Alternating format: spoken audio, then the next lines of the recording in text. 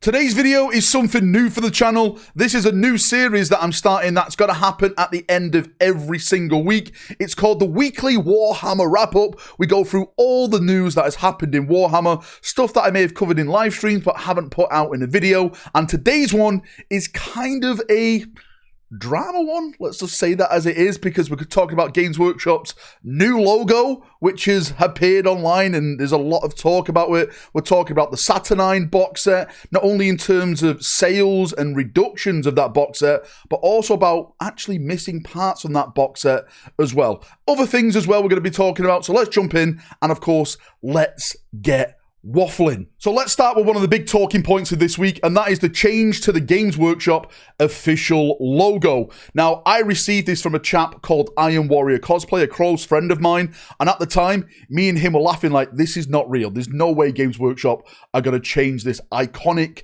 yellow and red 80s nostalgia rock and roll vibe of a logo. But no, it's real. It's all real. I tweeted about this over on Twitter, as you see in the background right now, and the response from the comment section, people themselves can't believe this. It's gone from like this awesome, cool logo that we can all connect to, bright in your face, to more or less another corporate, soulless entity of text, black and white, just boring, nothing really fun about it, really, coming from me. Again, Games Workshop have been going down this road now for a couple of years. The website change is a big thing. It's like a Squarespace website right now. It's like there's a lot of things changing within Games Workshop itself, where they're more or less going from this community type of like fandom thing to a more corporate image, which of course they are. They're massive now. They're on the FTSE 100. They're trading. They've got billions pounds worth of stock and stuff. They are a big contender in the markets these days. But like I mentioned, the fans themselves are not happy. I'll put a link to my my Twitter about this. You can read all the stuff on there. There's a lot of debate about this. Some people are like, I don't really care and stuff. You know, it is what it is and kind of thing. A lot of people are upset about this and stuff. What I will say, if we flip this coin upside down, is that apparently this logo change happened not last week, not last month, not last year. Apparently this happened like 5+ years ago.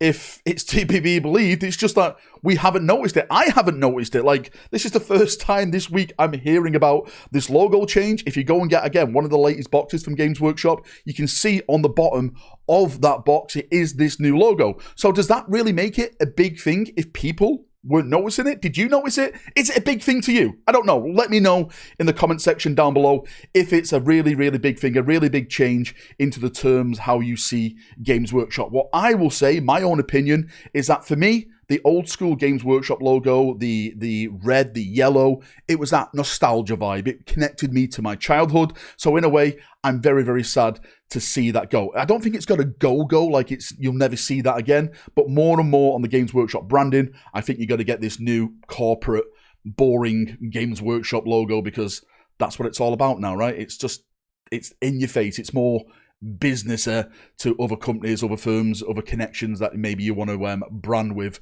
your brand. Let me know your thoughts in the comment section, and we'll have a nice little chin wag, of course, down there. Next up, let's talk about Horus Heresy. There's been a lot of talk about Horus Heresy over these past couple of weeks with Games Workshop putting stuff into the Legends, and a lot of people and their feedback about that. Some people are not happy with the rules. Some people are not happy with just how 3.0 is sounding to them. Now, one of the big talking points of this week is that a lot of big independent retail shops have now knocked the box set off to 35%, and a lot of people are talking, saying, is this game selling well? We haven't really had something like this happen with a 40k, or should I say a Warhammer product before, where independent retail stores are knocking up an extra big percentage to try and get those boxes out of the door. Personally, I thought that even though people were debating about the rules of this, that the box would sell fantastically well, because people want plastic Mark II.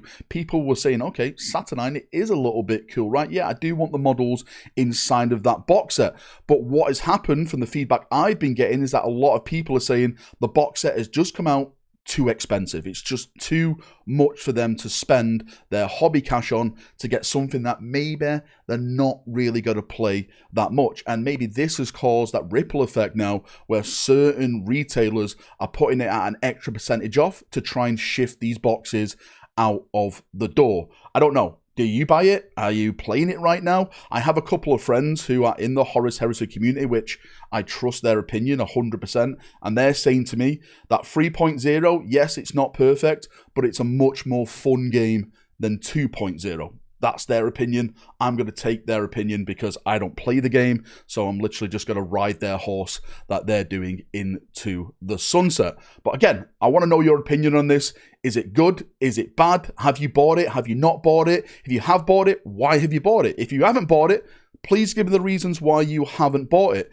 Now, there's also another subject connecting to the Saturnine boxes, and that is the boxes arriving with not the correct terms of models in those boxes. One person, who I'm sure you all know online, Mr. Baltimore himself, what an absolute legend, he tweeted the other day that his box set arrived and it was missing models. Now, from a Games Workshop product, simpler, this is not good enough, but there's also other reports online that people's boxes are arriving damaged, bits missing out of them. So all in all, I don't think it's been one of the best launches for Horus Heresy 3.0. I still think it's probably good in a lot of people's eyes, but it could have been a lot bigger, a lot better with this brand new edition, this brand new box set of big Space Marine models. And lastly, one of the big and most spiciest topics to talk about, Games Workshop and their IP enforcement. There's been a lot more talk this week. The big thing is Galactic Armories. For people who don't know, Galactic Armories are a YouTube channel, a Facebook group. I think they're actually a company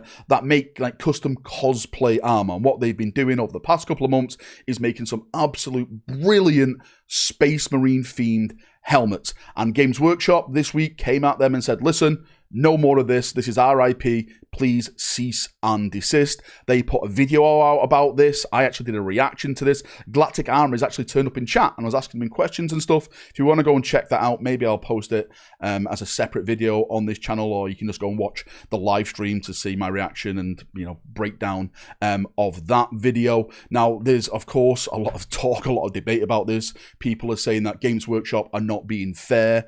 You know, they're going after these companies that are just trying to provide fun for people and like cool things for people to wear. Now, what happened this week is that Games Workshop announced with Joy Toy that they are now doing Space Marine helmets. I'm not sure if this is like a one-off with Captain Titus. If I was a betting person, I think Joy Toy are going to actually carry on and do this. I think they're now entering a new type of market where the Titus helmet was the first, and we'll probably get like a Black Templar one, a Salamander one, a Grey Knight one and stuff. I think that is going to be their next slot in the 40k market, along with their Joy Toy figures. Also, adding to the whole IP talk, I was contacted by another person on Facebook, and we talked about this recently on stream, that they were selling Forge World heads over on eBay, legit Forge World heads, and they received an IP takedown from Games Workshop because it's, well, whoever took it down thought that that was actually infringing their IP because they thought that they were like copies.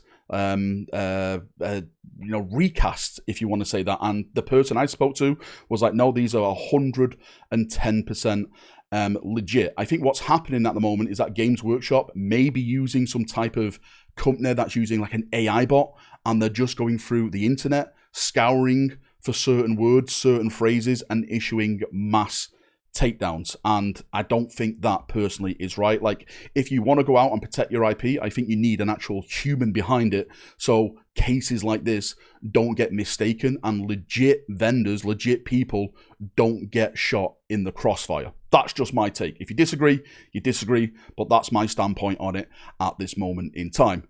Anyway, thank you for coming. Thank you for watching for the Warhammer Weekly Roundup, or the Weekly Warhammer Roundup. I'm not sure which name sounds best to you. Is he a better name? You give me a better name down in chat. Don't call it Scamrack Wednesdays or something like that. See you in a bit. Have a great day. Have a great night. Give me your thoughts and feedback, everything that we've talked about, and we'll have a nice little chin wag down there. See ya, and bye-bye.